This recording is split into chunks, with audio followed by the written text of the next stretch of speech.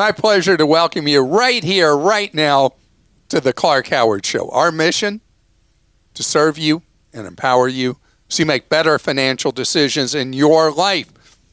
You know what today is? It's Friday. What I've waited for all week long. Clark stinks. Not because it's Friday and the weekend's here.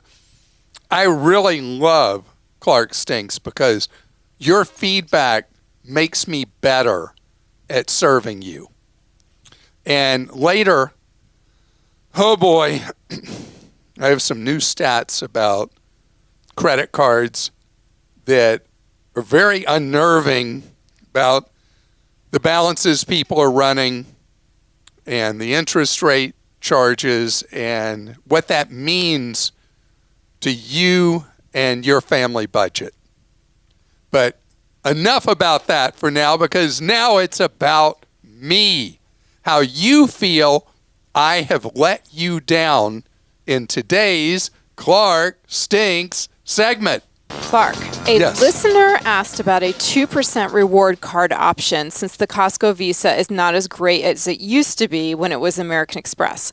Clark suggested the Capital One card with a big annual fee, which part of it's returned if you purchase travel through Capital One. The rest of the story, there are more and more cards that require you to purchase travel through them versus just using the card to purchase any travel expense. Forgive me if I haven't heard Clark address this previously, but will the travel maestro please explain how the costs compare booking through the credit card company versus the many other sites Clark has recommended in the past?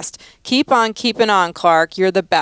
Barbara. So, Barbara, what a wonderful question. If we had a camera behind me when I'm trying to book travel, it would bore you, and then it would be you'd be laughing. I was booking some travel last night, and I opened so many windows at so many websites, comparison shopping. I had the Capital One travel website open. I had the American Express travel website open. I had Priceline. I had Booking. I had Hotels.com. What else did I have? I had some hotels, their own sites up, and my whole screen at the top was tiny little windows, one after another. And I was going back and forth and comparing, and I got overwhelmed, and I actually took out pen and paper and was writing things down. This website had this and that. And I know a lot of people get, that just sounds like a no fun zone. For me, it's all like this challenge. And so there are times that booking through one of the travel portals is going to cost you more and not worth doing. Then there are other times it's a real deal. Plus you get 5x points or 10x points or something like that using the travel portal. And so I don't use it until I have verified it is A-OK. So I was booking 4 different hotels last night, and I booked one with Priceline, 2 with Booking, which is the same company as Priceline, and 1 with American Express. So I was like all over the place, figuring out for each place what was best. Your info on college scholarships was good, but you should have mentioned dual enrollment in high school. You can get up to 2 years of college free that way. Many kids graduate from high school with much, if not all, of their first 2 years of college complete at no cost. Bill, thank you. I mention that so infrequently. When I talk about community college or anything like that, I should absolutely mention much more often dual enrollment, especially because I have this big bias that senior year is kind of a treading water year for a lot of high school students, and especially the spring semester of a senior year. So dual enrollment, starting even as early as junior year, as you said, or in the senior year, I think is a wonderful option, getting somebody to focus forward and defray a lot of the cost. Your smearing of financial institutions stinks worse than the dumpster in your credit union's parking lot. Ooh. Your characterization of banks raking in millions of dollars based on the float doesn't hold any water. In fact, the line item for interest gained from holding funds isn't even a category that is tracked in many banks and credit union financial reports. 99% of the reason for holds on checks and the time delay in ACH payments is fraud. You would be amazed and disgusted at the frequency and creativity of bad guys trying to get a few $100 or $1,000 based on bad check deposits and ACH payments. If FedNow has protections built in for this, then great. But otherwise, look for financial institutions to be gun-shy about the immediacy of funds when there are so many people out there trying to steal a quick buck. Thank you for all you do, but next time take it easy on the banks and credit unions trying to protect your hard-earned money, Greg. Greg, thank you. So that is a great question about FedNow. So the sending institution has to be comfortable with the money that's moving instantly to the receiving institution with FedNow. So I think that's why a lot of financial institutions have been unwilling to sign up with FedNow to this point, and they're pretty married to the ways they've been moving money, which is a real disadvantage to consumers. I'm fascinated by what you said because I've always heard this was about the float for banks, that they didn't want the U.S. to adopt the world standard system of instant movement and instant availability of funds for customers. I'll do more reading about it. And in fact, if it really is not about banks earning money on the float or credit unions earning money on the float, then I will certainly correct myself on that. Clark, you smell like a bag of meat left in the trunk overnight in the southern heat. And it has been hot lately, hasn't it, in the South? You stated that with the AC set on 82 and a modern ceiling fan running, it would feel like 72 degrees. You would need an industrial fan with hurricane speed to possibly accomplish this feat.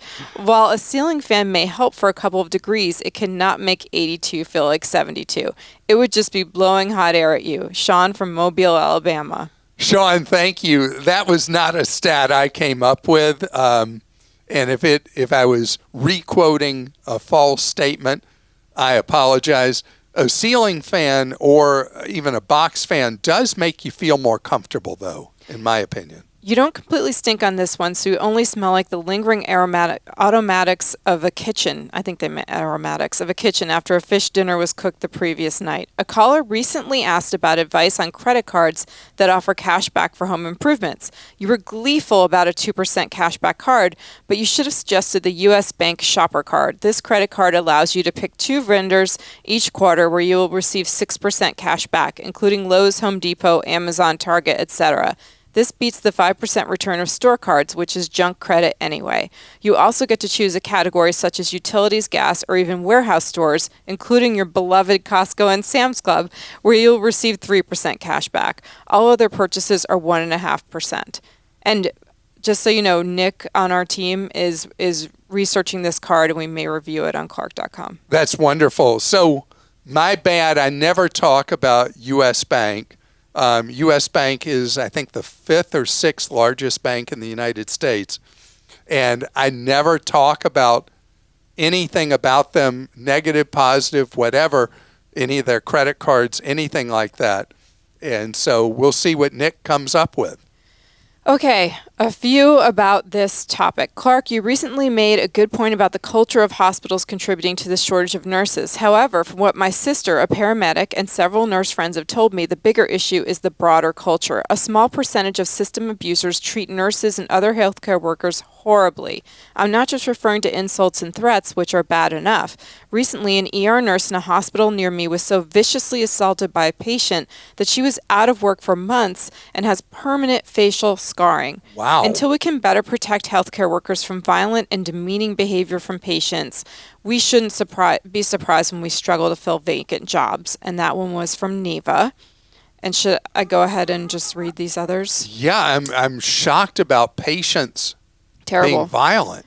Clark, fish and visitor smell in 3 days, and you stunk in 1 minute when you said doctors are treated like something godlike. I guess you don't realize that after a minimum 11 years of schooling, We are simply called providers these days and not doctors. We are sometimes only valued to produce big numbers for healthcare systems, have a current burnout rate far above 60%, and are assumed to only think of money, homes, and on lakes and SUVs, and apparently do not have feelings, being fair game for every layperson in the world to call out the evil and corrupt healthcare system. We have worked many and continue to work many weekends, holidays, and nights just to hear the jealous, uneducated say that is what they chose, when we often compromise our family lives as much as any profession. And yes, we too saw patients during COVID, and we too had deaths from COVID exposure, when some people needlessly exposed us, having little regard for other human beings other than themselves. I can only think that you have no friends or family that are physicians, or have many around you formulating your opinion, but I cannot name one of my colleagues that has ever been treated like a god. I have listened to you for 30 years, but you never have, and you never will make a worse statement than you did in reference to these physicians being treated like gods. And that is from Kelly. Kelly, thank you for that. Actually, I do have so many members of my family and extended family that are doctors. And so I was not talking about doctors themselves, and you were giving a completely different perspective. I was talking about the hierarchy in a medical facility where doctors, where they are, and of course you spent forever in school, Kelly. And yes, doctors are on call 24 hours a day, 7 days a week, as are nurses and other medical professionals. And I don't like the corporatization of medical care. And now I think it's more than a third of all doctors are now employees of major hospital systems, having lost their autonomy and independence. There's a lot going on here with medicine. And if what I said at that time, I don't remember exactly what I said, if it sounded like a straight shot direct attack on doctors, for that I apologize.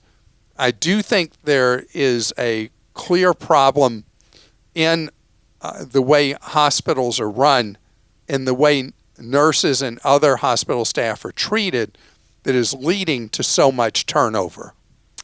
Regarding the podcast of an annuity and a 401k, you might suggest one consider an A+ or higher rating for lifetime income, and that the annuity one's company is offering is not offshore, like Bermuda, registered, or a private equity-owned insurance company.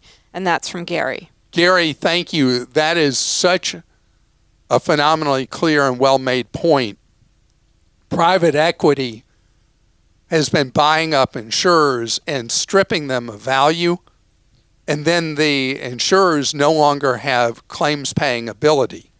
And that is a terrible problem. And what's happened is you have these very sophisticated private equity organizations with all their advanced degree finance people, and they're up against these very small state insurance departments that are outgunned by these big private equity outfits that come in and kind of run roughshod over the state regulators, take over an insurer in the state where its regulation takes place, and then they strip it of value and they run off with the money for themselves, and then the insureds don't have money, and then it's left to the state guarantee fund to make up some of those losses. And then you've got the foreign held ones. Very valid point. And A++ or A+, AM Best rating is what you should be looking at. And I want to thank you, Gary. You must be in the industry for pointing out what I should have said when I was talking about the annuitization within a plan of a 401k to provide a lifetime income that someone will not outlive. So coming up ahead, something that seems to outlive us for many people, credit card balances. We got to talk about this and where things are today. I'm really worried about what's going on with credit card balances in the United States. There are those among us who continually run balances. We use credit cards as just a way of borrowing money and it's not episodic. There are people that it's episodic, but there are those who just never have an intention. It's never a goal to pay off credit card balances. And according to research by the Financial Times, 20% of credit card users are what in the lingo of the trade are called heavies, heavy revolvers. Heavies are people who account for almost all the interest banks earn. Somewhere around 3/4 of all the interest that banks earn on credit cards are from 20% of credit card users. The heavies are heavy revolvers, whichever phrase a particular researcher uses.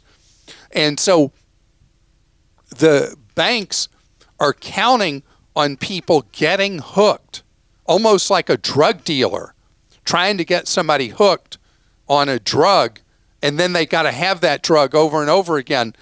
That's what the banks count on. And let me tell you, they have figured out through research and just by trial and error that people never pay attention to the interest rate they're paying on a credit card.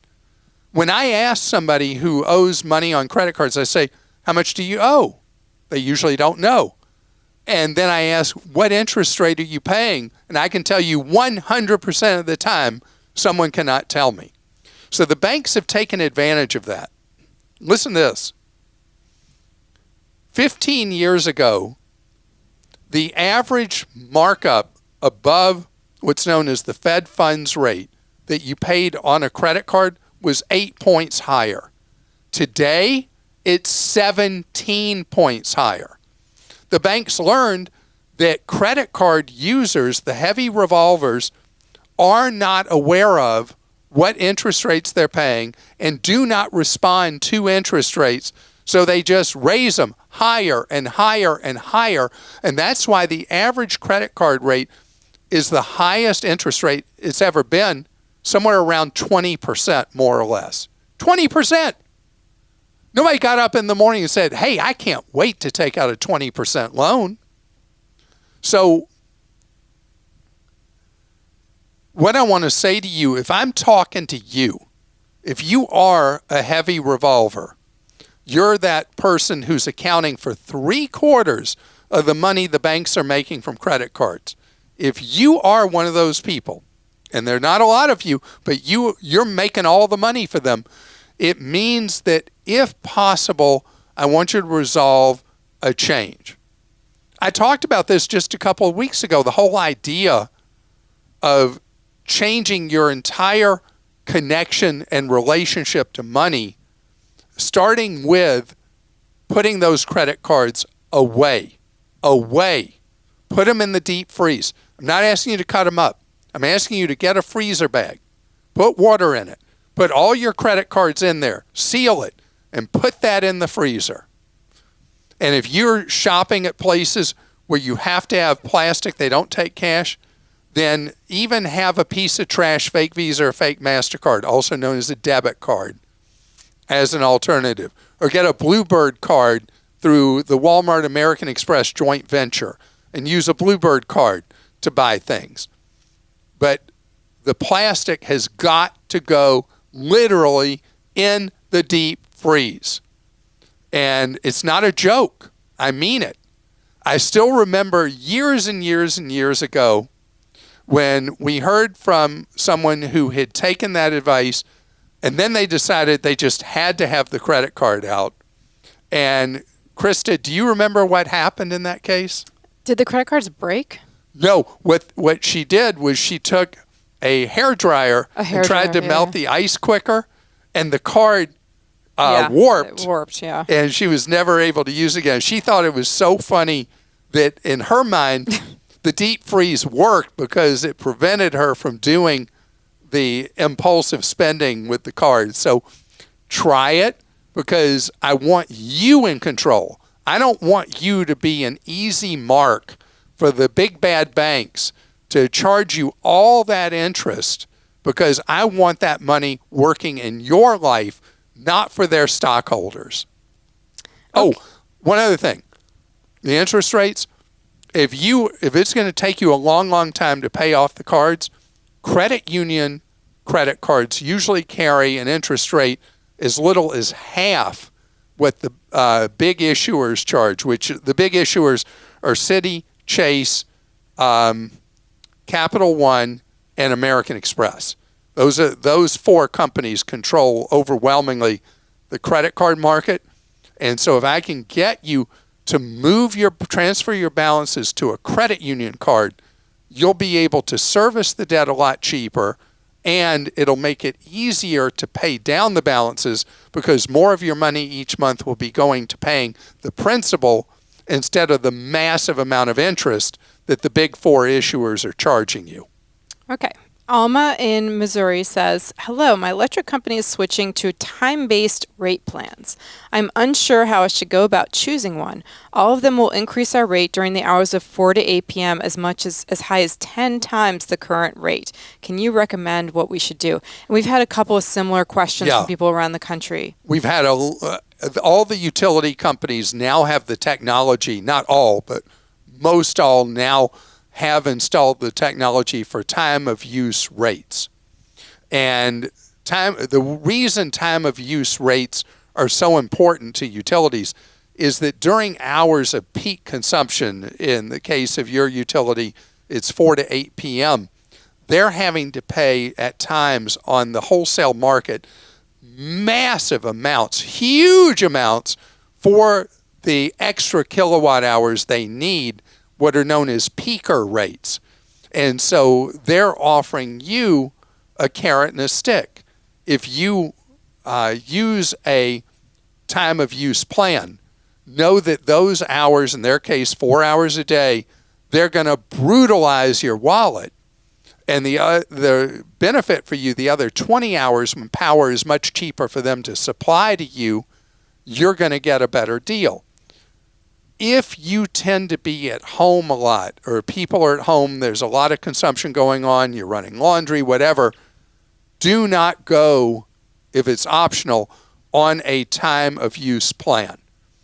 If, on the other hand, in your home, people typically are not home in the hours of the day that your plan calls for high peak time of use charges, then this is a great deal for you. There's a utility I saw an ad for recently that if you go on their time of use plan from, it's like 10 at night, I think, till 5 or 6 in the morning, you pay a penny a kilowatt, which is basically like giving you free power in return for having these extremely high rates during the peak hours, and then the other hours are still much more expensive than they are right now when you're not on time of use. So you got to know your life, your lifestyle, the hours you're home, and are you willing to make changes to make that work for you better? Karen in Wisconsin says, thank you, Clark, for the fantastic job you and your team do to guide us to save more, spend less, and avoid getting ripped off. I'd like to share 2 things today with you. First, for this year's annual physical, I asked my doctor to recommend a local lab for the routine blood work rather than using the hospital's lab. My out-of-pocket went from $595 for the previous year to $109. Wow. Okay, this is big. This is big. The hospital-based diagnostics, labs, everything else. In this case, look at the difference. 5 times the out-of-pocket cost. And before you finish, I wanted to finish the post. I got a mailer from the health insurer I have showing me for all these different things that my doctor might order. If I go where the doctor would normally order me, this is how much it'll cost me. And if I go to these third parties, and they listed a lot of third parties, if I go to them, I'll pay this much less. And this is something most people don't know. Go on. I'm sorry I interrupted. No, Alma also said, if you have your jewelry insured, you should make sure you get regular updates to the appraisal. My ring's value increased about 10%, and if I would have had a claim, I would be responsible for the difference between the insured amount and the replacement amount. That is great advice as well. And jewelry, where you have the separate policy for your jewelry, what can be known as a floater or rider. When you have that, the value of jewelry may in fact have gone up over time, just as you talked about. And if it does get lost or stolen, you're going to have paid for insurance that does not fully insure you. Brandon in Colorado says, I just graduated and started my first real job. I worked at a Walmart for the last 3 years to help pay for school. I participated in their stock option plan and now have over $5,000 in Walmart stock. Since listening to you, I now want to start my Roth IRA as soon as possible, and I would like to move these funds to start my Roth. What's the best way to do this? Would I cash in my stock and pay the taxes and fund the Roth, or is there a better way? Thanks for all your advice and help. So we got a couple of things here. One, I love widely diversified funds. Right now you have the world's largest retailer, and you're so narrow in where your money is, but you also have $5,000 here. So you only owe capital gains tax, which is a very favorable tax. If you're just starting to work, you may be at a 0% tax rate on that gain. That's right. There is an actual 0% tax rate on held investments held more than a year for certain taxpayers. If you're just getting out of school, you may well qualify for the 0% tax rate this year, or maybe a 10% tax rate. So you could, in fact, cash out, take the $5,000, pay little or no tax, and first year on a job, you're going to make enough. You could put a full $6,500 into a Roth. This would be the first $5,000 of it, and then the money would grow tax-free forever till you spend it in retirement. And that is so wonderful that you participated in the Walmart stock option. You got the $5,000. You used Walmart as a way to pay for school. Instead of calling me about all your student loans or writing me about all your student loans, you're rolling in the money when you finish school and go to your ongoing after-school jobs. I'm very, very impressed. And I want to thank you so much for being with us today. And I hope you have a fantastic weekend. Know that we serve you all weekend long at Clark.com and ClarkDeals.com.